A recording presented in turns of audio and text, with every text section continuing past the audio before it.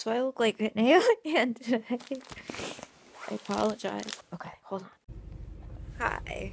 I am in a massive rush. I have to see the rheumatologist in like 45 minutes. So I've gotta go. See ya. Okay. Right, man, it's such bad traffic, and I have been for like 45 minutes, and I'm already 10 minutes late, and I'm not even halfway there. Sorry I look so bad today. I didn't wear makeup intentionally because I want to show her my face. But check this out. The trees of a country, autumn came suddenly.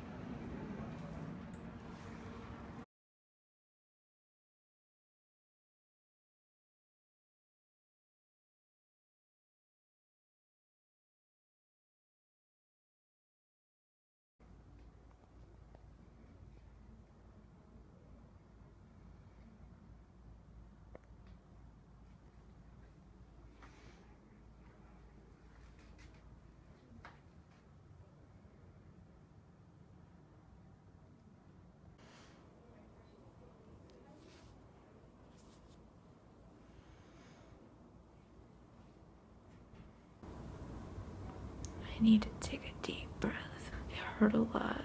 I feel like I'm literally dying. Now it's been 3.5, almost 4 hours for what should have been a 2-hour trip altogether, and I don't think it's really fair to be penalized for bad traffic when I can't make appointments. Like, I do the best I can.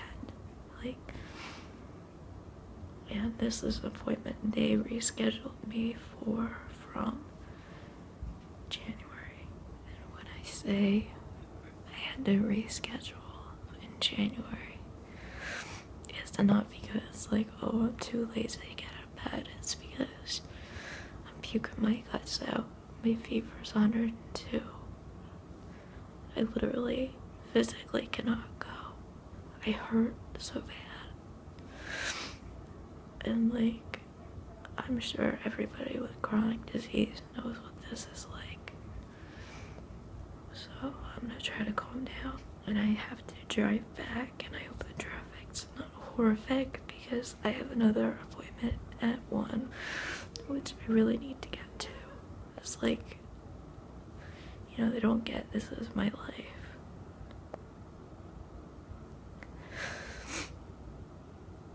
Okay.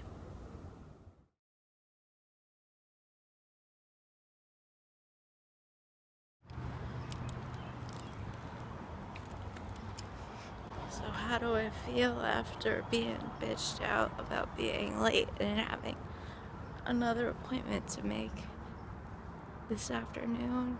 Not very good. And then I've got to come back down tomorrow because I might have a blood clot in my leg. So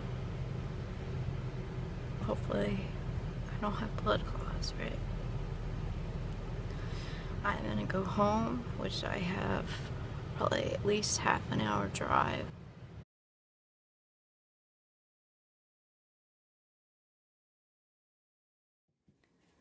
Hi, so I'm gonna talk while I wash my hands. I've had a brutal day.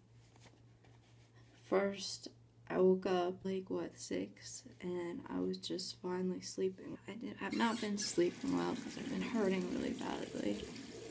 And then I got up and I noticed the veins behind my knees were all swollen. So I'm like, okay, well, at least I'm seeing my rheumatologist, my local rheumatologist. I say it's just like an hour to be safe to get there. It's more like 45 minutes. So I'm like leaving at like 8:10. I wanted to leave at 8. My appointment's at 9. So I get like 20 minutes out and it's a dead stop. Like every possible route you can take down there.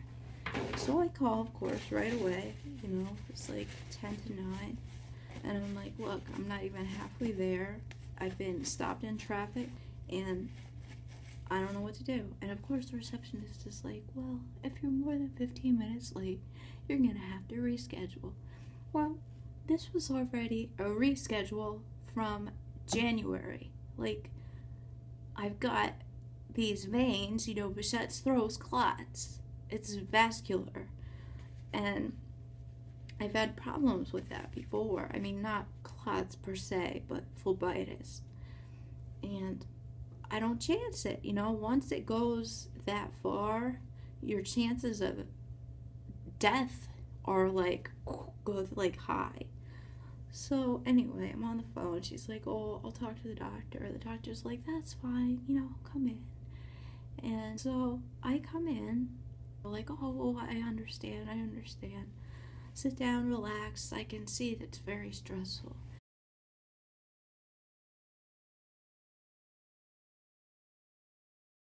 These two old ladies, and by the way, it's a waiting room full of like 70-plus-year-olds. No offense. I mean, I love old people. I've always said I can't wait to be an old person. You damn kids. Like, well, I can't sit at this point because I hurt too bad. I have to stand.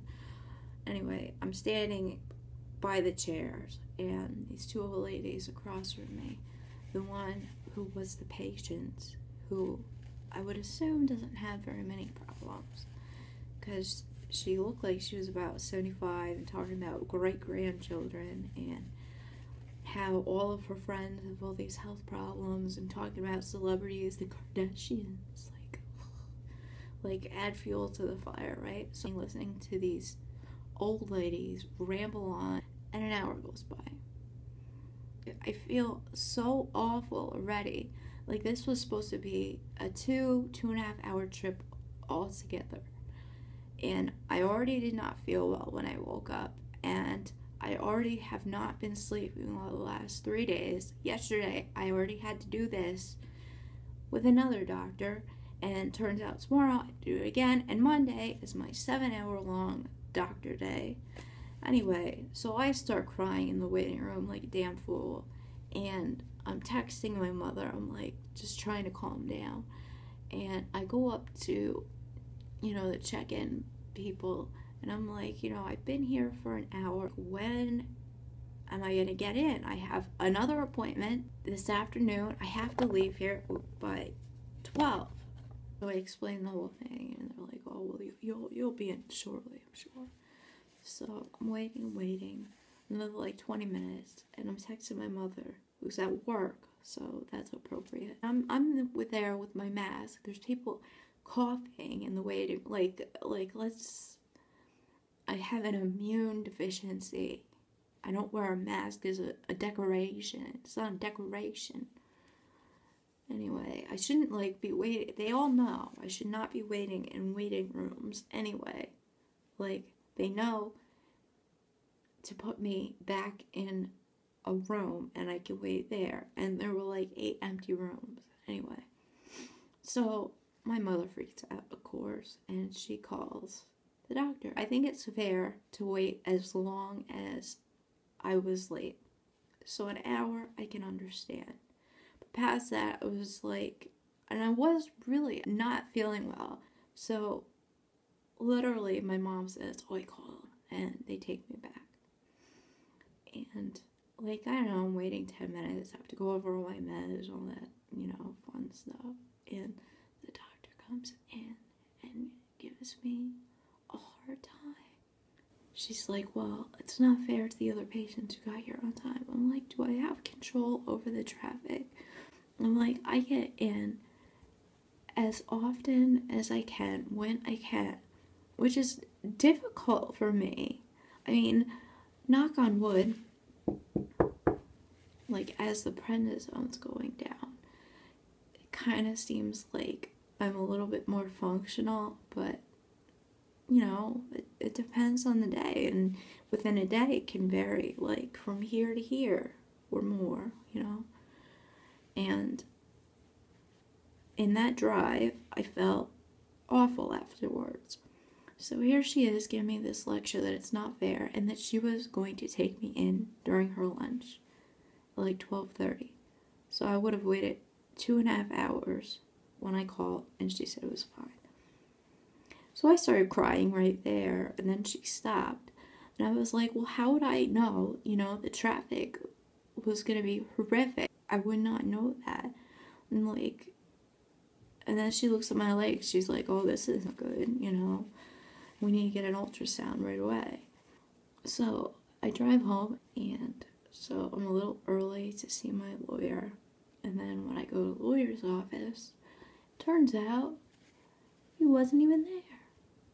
Like, why bother calling me? So, anyway, at least I got my paperwork and, you know, signed, and I have to go bright and early tomorrow to get an ultrasound to make sure I'm not getting throwing clots, which is great. Hurts. And I've got cysts behind my knees anyway, and swollen glands, and I'm just not looking forward to it. It's been one of those days, which happen more often than not, so that's why I look like crap.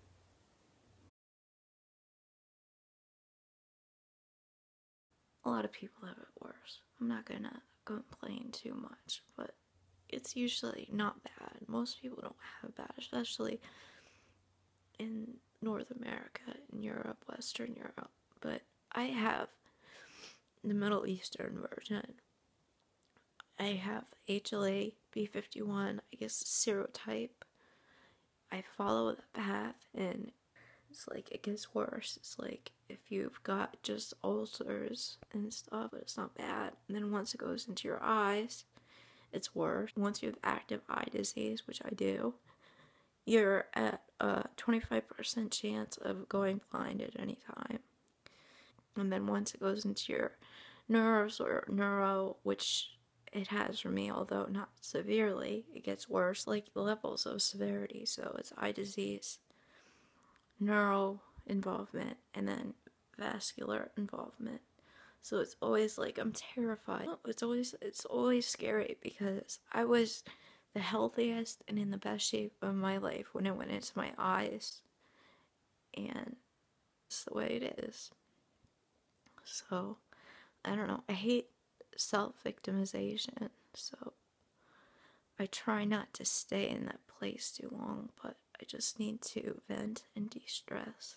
Cross my fingers that tomorrow is not bad.